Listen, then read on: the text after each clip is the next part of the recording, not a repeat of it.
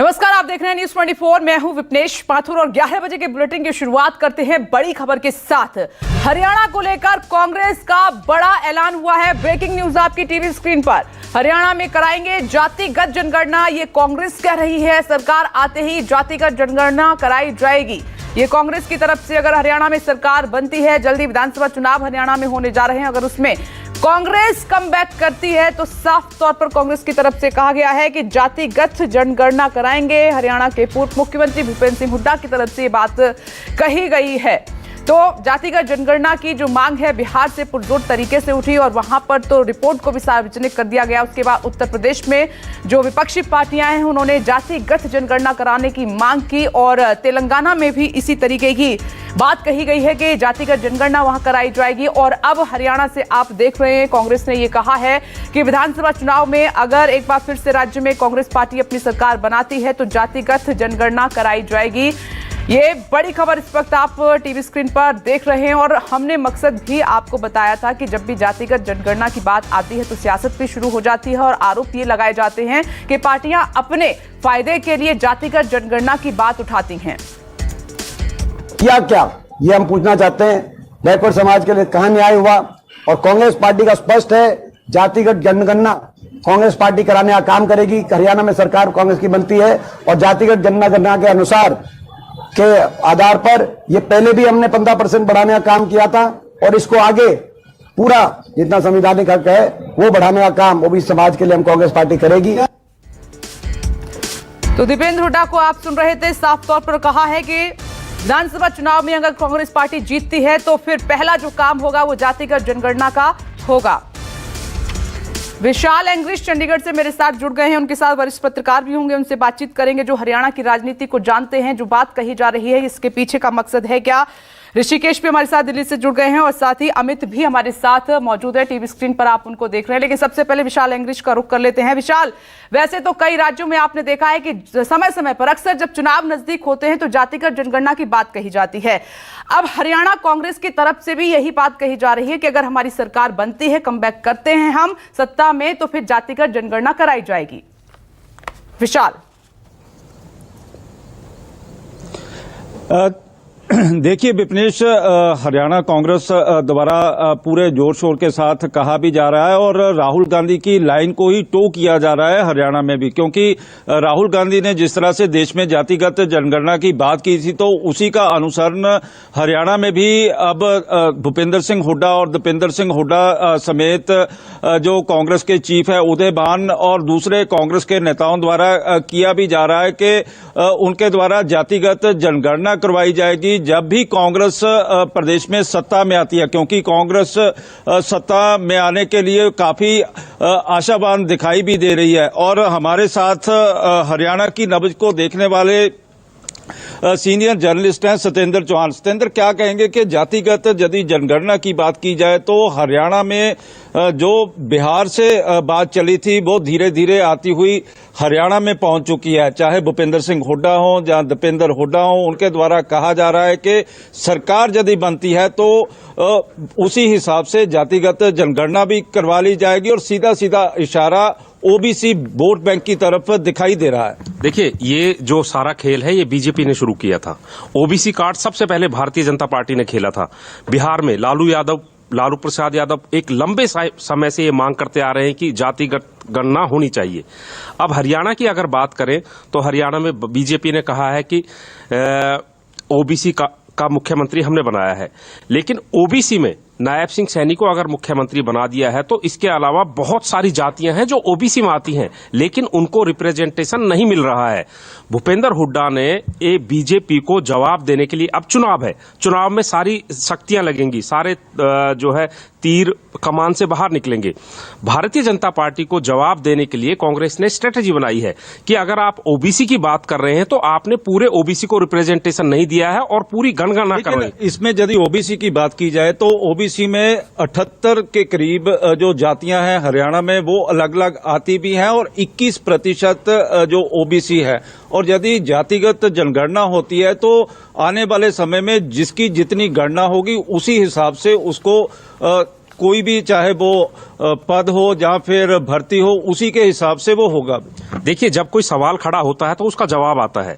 सवाल भारतीय जनता पार्टी ने खड़ा किया, ओबीसी कार्ड खेला। इससे पहले अगर आपको कुछ साल पहले याद हो, हरियाणा में ही जातिगत दंगे हुए थे, जाट वर्सेस गैर जाट, और पिछले चुनावों में सबसे बड़ा नारा था कि जाट वर्सेस गैर जाट।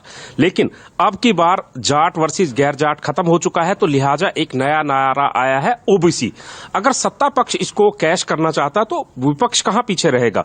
विपक्ष ने भी कहीं ना कहीं दाव खेला है। भूपेंद्र सिंह हुड्डा ने एक मांग की है कि ओबीसी की गणना कराई जाए, और कहीं ना कहीं ये सारे जो सवाल है ये कहीं ना कहीं राजनीति से प्रेरित है, और राजनीति में कहीं ना कहीं जो है सारे दाव लगाए जाते हैं। तो ये भी विपक्ष का कहीं ना कहीं एक तरीके से निशाना। लेकिन जिस तरह से नायब सैनी को मुख्यमंत्री बना दिया गया, अमित शाह हरियाणा में आते हैं और ओबीसी समाज के लिए बड़े बड़े दावे भी किए जाते हैं।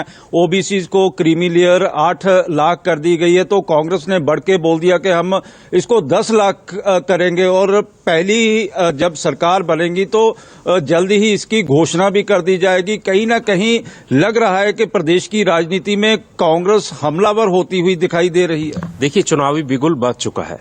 इलेक्शन जो है सितंबर के फर्स्ट या सेकंड वीक में चुनाव आचार संहिता लग जाएगी।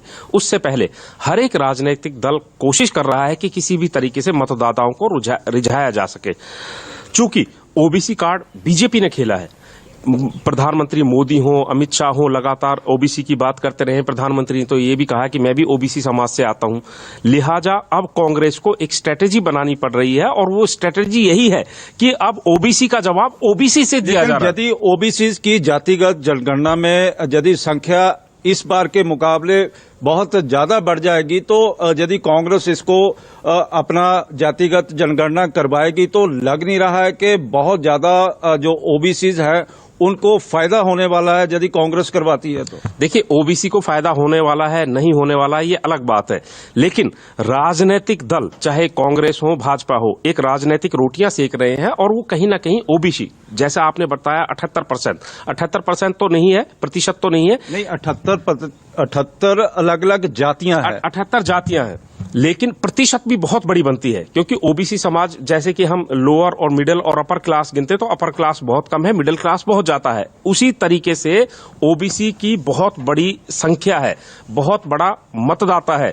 लिहाजा हर एक चुनाव राजनीतिक पार्टी ओबीसी को अपने साथ जोड़ना चाहती है, और जोड़ेगी कब? जब एक गणना होगी, जब गिनती होगी, जब सही मायने में पता चलेगा कि इन 78 जातियों में से कितना प्रतिशत मतदाता है। लेकिन आपको लग रहा है कि पंजाबी मुख्यमंत्री था, पंजाबी मुख्यमंत्री को एकदम से हटा दिया गया, उसकी जगह ओबीसी को लेके आया गया, और अब क्योंकि कांग्रेस ने भी ओबीसी का कार्ड खेल दिया है, और सीधे सीधे कहा जा रहा है कि यदि जनगणना होगी तो जितनी संख्या होगी उतने ही पद भी मिलेंगे। पंजाबी मुख्यमंत्री भी था, पंजाबी गृह मंत्री भी था, और सीएमओ में जितने भी तमाम अफसर थे, चाहे डीजीपी हो, चीफ सेक्रेटरी हो, प्रिंसिपल सेक्रेटरी हो, वो भी पंजाबी समुदाय से बने थे। लेकिन नाराजगी यहां है कि जब मुख्यमंत्री खट्टर गए तो अपने साथ साथ सबको वो ले गए। यहां तक कि गृह मंत्री भी नहीं रहे, अनिल विज, वो भी पंजाबी समुदाय से आते हैं। हालांकि पंजाबी समुदाय इतना बड़े तादाद में मतदाता नहीं है, लेकिन वो एक इन्फ्लुएंसर है, और उसी की जगह अगर बात करें तो अब दांव खेला गया है ओबीसी। ओबीसी में चाहे गुर्जर हो, यादव हो, सैनी हो, बहुत सारी जातियां आती हैं, और हरियाणा में एक बड़ी तादाद है। जब कांग्रेस ने, भारतीय जनता पार्टी ने एक सवाल उठाया है कि ओबीसी को हम खुश कर रहे हैं, हमने ओबीसी का मुख्यमंत्री बनाया है, हम ओबीसी का ख्याल रख रहे हैं, तो उसके जवाब में कांग्रेस पार्टी ने दाव खेला कि पहले ये तो बता दीजिए कि ओबीसी हरियाणा में है कितने प्रतिशत है। और वही कहीं ना कहीं कांग्रेस के पक्ष में एक जो है हवा भी बनती नजर आ रही है इस बात को लेकर। जिस तरह से सत्येंद्र चौहान बता रहे हैं कि किस तरह से जातिगत यदि जनगणना होगी तो अकेले ओबीसी में ही 78 के करीब जातियां भी हैं, और 21% के करीब इस समय हरियाणा में ओबीसी मतदाता है। और यदि जनगणना होती है तो 21 से ज्यादा बढ़ भी सकता है, कम भी हो सकता है, लेकिन कांग्रेस का मानना है कि यदि जातीय जनगणना होती है, चाहे वो जाट हो, सिख हो, मुसलमान हो, राजपूत हो, या फिर अहीर हों, यादव हों, तो अलग अलग जातियों के अलग अलग जो प्रतिशत है, और उससे यदि जातीय समीकरण बढ़ेंगे तो आने वाले समय में जिसकी बड़ी जाति होगी उसी हिसाब से उसको उतना फायदा मिलने वाला है। ठीक है ऋषिकेश, मैं आती हूं आपके पास। पंचकुला का रुख कर लेते हैं। अमित पांडे हमारे साथ मौजूद है। अमित, ये जो मांग उठी है जातीय जनगणना की हरियाणा से, हरियाणा कांग्रेस ने जो उठाई है, उसका क्या असर दिखाई दे रहा है? किस तरीके की बातें हो रही हैं? क्या रिएक्शंस मिल रहे हैं?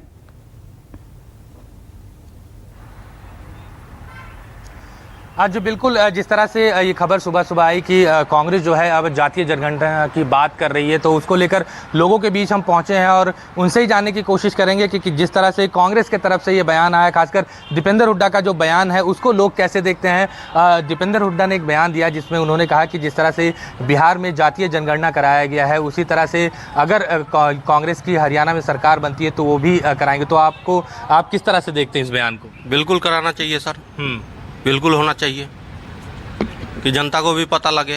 हाँ जी सर, किस जाति से कितने लोग आते हैं उसका फायदा भी मिलेगा। हाँ जी, बिल्कुल जी, बिल्कुल मिलेगा, होगा तभी होगा। क्या कह रहे हैं? SC BSC उनको कोई फायदा नहीं मिल रहा इस टाइम। ठीक है ना, जाति गणना हो जाएगी, इसमें सबको पता लग जाएगा भी हाँ कि कितने मेंबर हैं, कितना परिवार है, कितना क्या है, सब इसमें पता लग जाएगा। तो जाति गणना होनी बहुत जरूरी है जी। आप किस तरह से देखते हैं जिस तरह से बयान आया है? क्या लगता है इससे आम जनता को फायदा होगा या फिर ये राजनीतिक चाल है? क्योंकि कांग्रेस जो है ये माना जाता है, दीपेंद्र हुड्डा हो या भूपेंद्र हुड्डा, ये जाति जो जाट वोटर्स हैं उनकी तरफ ज़्यादा रुझान रखते हैं। तो नॉन जाट जो है इस तरह की जातीय जनगणना से क्या कांग्रेस की तरफ आएंगे? आप किस तरह देखते हैं इसको? नहीं, ये ऐसा तो नहीं होना चाहिए। जाति देखो, जाति एक अलग चीज़ है, एक इंसानियत एक अलग चीज़ है। ठीक है ना, चाहे कुछ भी हो, मतलब सारे चीज़ मतलब हमारे फ़ायदे के लिए है, वो सरकार को करना चाहिए। जाति वाति मतलब वो नहीं करना चाहिए। हाँ, जाति गणना होना चाहिए ताकि पता लगे, हम लोग को भी बेनिफिट मिले, सबको मिले, चाहे कोई भी किसी कास्ट का हो बंदा, सबको फ़ायदा मिलना चाहिए सरकार की तरफ, चाहे किसी का भी सरकार रहे। इसमें कोई ज़रूरी नहीं है उसका सरकार, हम लोग को पब्लिक को फ़ायदा मिलना चाहिए। ये मेरा सरकार से वो है निवेदन है, चाहे किसी का भी सरकार हो। ठीक है ना, ये होना चाहिए, जाति गणना होना चाहिए ताकि सरकार को भी पता लगे हाँ इस कास्ट का इतने लोग हैं, इस कास्ट का इतने लोग हैं। आपको क्या लगता है कि जातीय जनगणना होना चाहिए हरियाणा में? जिस तरह से कांग्रेस कह रही है कि अगर सरकार बनेगी तो हम कराएंगे, यहाँ पर भी होना चाहिए जाति। इससे क्या फ़ायदा आपको लगता है? फायदा क्या जी, जाति का भी करके जब गरीबों को मिलेगा कोई फायदा, जब भी फायदा माना जाएगा, जब मिलेगा ही नहीं तो उससे भी कोई फर्क नहीं पड़ता। लेकिन बीजेपी ने 2 बार अपना मुख्यमंत्री भी बदला, पहले खट्टर साहब थे और अब सैनी साहब आए हैं। तो क्या लगता है कि कांग्रेस ने इसी को देखते हुए ये ट्रम्प कार्ड खेला एक तरह से? इसका तो हम नहीं बता सकते। अच्छा, तो विपनेश, जो साफ तौर पर जो लोग हैं वो मानते हैं कि जिस तरह से कांग्रेस ने ये बयान दिया है, कांग्रेस की तरफ से ये जो बयान आया है कि जातीय जनगणना कराएंगे जीतने के बाद, तो लोगों को कहीं ना कहीं ये बात कह रहे हैं ये लोग कि अगर जाति के आधार पर आने वाले दिनों में रिजर्वेशन या कुछ भी होता है, लेकिन फ़ायदा जो है आम लोगों को मिलना चाहिए। लेकिन जिस तरह से हरियाणा की राजनीति है उस हम सबको पता है कि कांग्रेस खासकर जाट वोटरों को ज़्यादा अट्रैक्ट करती है, और ऐसे में कांग्रेस का ये ट्रम्प कार्ड माना जाएगा। क्योंकि अगर जाति जनगणना होता है तो खासकर ओबीसी समाज, जो कि हरियाणा में एक बड़ा तबका है, वो कांग्रेस की तरफ अगर बढ़ता है तो कहीं ना कहीं फायदा जो है वो चुनाव में कांग्रेस को सीधे होगा। हर चुनाव में कांग्रेस एक ऐसा मुद्दा लेकर आ रही है जो, जैसे लोकसभा में हमने देखा कि संविधान बदल देगी बीजेपी, आरक्षण खत्म कर देगी, तो इसकी काट बीजेपी नहीं ढूंढ पाई, उसका नुकसान भी उठाना पड़ा। अब जब हरियाणा में विधानसभा चुनाव होने जा रहे हैं तो एक सबसे बड़ा दांव जो खेला है वो जाति जनगणना के तौर पर रूप में खेला है कांग्रेस ने। अब ऋषिकेश का रुख कर लेते हैं। ऋषिकेश, देखा जाए तो ये जो मांग पुरजोर तरीके से उठी, बड़े स्तर पर उठी, तो वो बिहार से, वहां पर हुआ भी सर्वे और रिपोर्ट भी सार्वजनिक कर दी गई, और उसके बाद तमाम राज्य, चाहे वो उत्तर प्रदेश हो, अब चाहे हरियाणा हो, वहां पर भी जातीय जनगणना की मांग उठ रही है। तो चुनाव से पहले इस तरह की रिपोर्ट सार्वजनिक करना या मांग उठाना, ये क्या इंडिकेट करता है?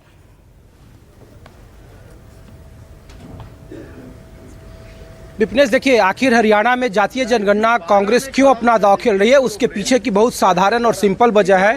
आंकड़ा आगे आप समझ लीजिए, 2024 के लोकसभा चुनाव में नायब सिंह सैनी के मुख्यमंत्री बनाने के बावजूद भारतीय जनता पार्टी को वो फायदा नहीं मिला। 5 लोकसभा की सीटें जीती, लेकिन 42 विधानसभा सीटों पर कांग्रेस को बढ़त हासिल हुआ, और वो सिर्फ और सिर्फ जाट और दलित वोट के कॉम्बिनेशन से हुआ, ऐसा कांग्रेस के रणनीतिकारों को लगता है। कुमारी सैलजा के पास जब हम लोग बैठे थे और इसको लेकर के चर्चा हो रही थी कि जातीय जनगणना से फायदा होगा, अब इस बार कोशिश है हरियाणा में 90 विधानसभा सीटों पर कि जो जाट और नॉन जाट की पॉलिटिक्स भारतीय जनता पार्टी करती रही थी, उसके काट के तौर पर जातीय जनगणना को आगे किया गया, जाति को आगे किया गया। और इसका फायदा उत्तर प्रदेश में देखिए मिला, लोकसभा में, बिहार में मिला, और बिहार में तो इस हद तक ये मिला कि विपनेश की वहाँ जातीय जनगणना का असर हुआ कि जातीय कॉम्बिनेशन में जहाँ जहाँ आरजेडी ने सीटें बदली रखी, वहाँ पे बड़े बीजेपी के दिग्गज चुनाव हार गए। आरके सिंह उसमें आरा महत्वपूर्ण थे, वो इक्वेशन की वजह से हारे।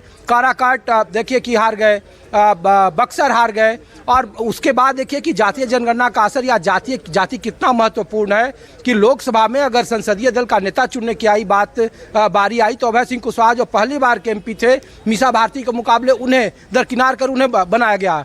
हरियाणा में अगर जातीय जनगणना की जा रही है तो उसके पीछे सिर्फ वजह यह है कि 42 सीटों पर 42 विधानसभा में कांग्रेस को बढ़त मिली थी। जातीय जनगणना करने के बाद वो जाट और नॉन जाट की पॉलिटिक्स है बीजेपी की, उसको डैमेज करने में काफ़ी मदद मिलेगी कांग्रेस पार्टी को। तीसरा जो हम बात की, जेजेपी जो जाटों के वोट बैंक में बंटवारे को लेकर जो क्षेत्रीय दल हमेशा नुकसान करते रहे हैं, 2019 के विधानसभा चुनाव में जिस जेजेपी को 14.8 जो आंकड़ा है 15% के आसपास वोट शेयर मिले, वो लोकसभा के चुनाव में 0.8 पर आ गए, 0 पर आ गए।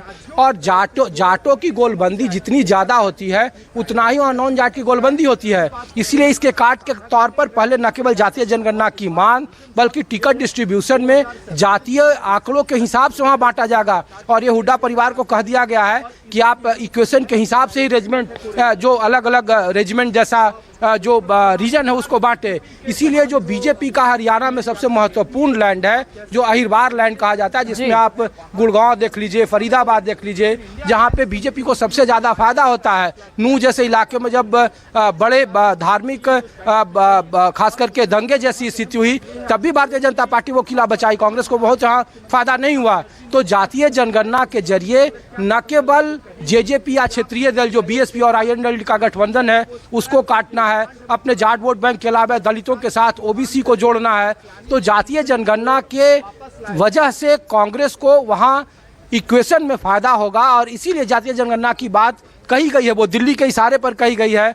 हुड्डा परिवार को कह दिया गया है कि आप इसको आगे बढ़ाएं, और इसीलिए इससे कांग्रेस को फायदा है, बीजेपी के जाट नॉन जाट की राजनीति को फायदा है। क्योंकि 36 बिरादरी की बात बार बार आप देखेंगे हुड्डा परिवार से पूछे तो वो कहते हैं कि जाट ही नहीं 36 बिरादरी है, लेकिन वो वोट में तब्दील नहीं हो पाते हैं। और जब जातीय जनगणना की बात कांग्रेस कह रही है तो उससे लगता है कि जाटों के गोलबंदी के साथ साथ, क्योंकि जेजेपी को भी उन्हें रोकना था, आईएनएलडी और बीएसपी के गठबंधन को भी रोकना था, और जो इक्वेशन है, जो पीडीए का इक्वेशन उत्तर प्रदेश में था, वो हरियाणा में कैसे काम करे। क्योंकि महज 42 विधानसभा की सीटों पर ही लोकसभा के आंकड़े अगर देखें तो उसमें कांग्रेस को बढ़त है, और अगर उन्हें पूर्ण बहुमत लाना है, अगर लंबा उन्हें ज़्यादा सीटें लानी है, तो उसको जातीय जनगणना के जरिए कांग्रेस की एक कोशिश है, एक परसेप्शन बनाने की कोशिश है। इसीलिए जो अहिरवार लैंड है वहाँ पे बीजेपी को रोकना है, जेजेपी, आईएनएलडी और बीएसपी के गठबंधन को रोकना है, और उसके बाद जो टिकट का इक्वेशन होगा जातियों का, उसके जरिए से आगे बढ़ाना है। तो जातीय जनगणना के ऐसे कई सारे फायदे दिख रहे हैं कांग्रेस को, इसीलिए बार बार उठाया जा रहा है, और इसीलिए कांग्रेस की तरफ से भी कोशिश की जा रही है। जी, तो देखिए जिस तरीके से ये बात कही गई है। ऋषिकेश, आप मेरे साथ बने रहें। इस वक्त की दूसरी बड़ी खबर का भी हम रुख कर लेते हैं। देखिए जातीय जनगणना की मांग क्यों उठ रही है, इसका मकसद हमने आपको समझाया, विश्लेषण किया। दिल्ली में इंडिया, बंगाल में टीएमसी, नीति आयोग की बैठक से पहले ममता बनर्जी ने यह बयान दिया है। ये इस वक्त की बड़ी खबर, और कह रही हैं कि कोई भी दरार नहीं है इंडिया में। दरार को ममता बनर्जी ने खारिज कर दिया है, क्योंकि ममता बनर्जी के कुछ बयानों से ऐसे लगा था कि इंडिया ब्लॉक में दरार है, लेकिन ममता बनर्जी ने साफ कर दिया है कि दरार जैसी कोई बात नहीं है। ऋषिकेश, ममता बनर्जी ने साफ कर दिया है, क्योंकि कई ऐसे बयान आए थे ममता बनर्जी के जो इंडिया ब्लॉक के अन्य सदस्यों से मेल नहीं खा रहे थे। लेकिन अब साफ तौर पर ममता बनर्जी ने कहा है कि इंडिया में दरार जैसी कोई चीज नहीं है। नीति आयोग की बैठक में, जो नीति आयोग की बैठक हो रही है, उसमें जो तमाम इंडिया ब्लॉक के सदस्य हैं वो शामिल नहीं हो रहे हैं।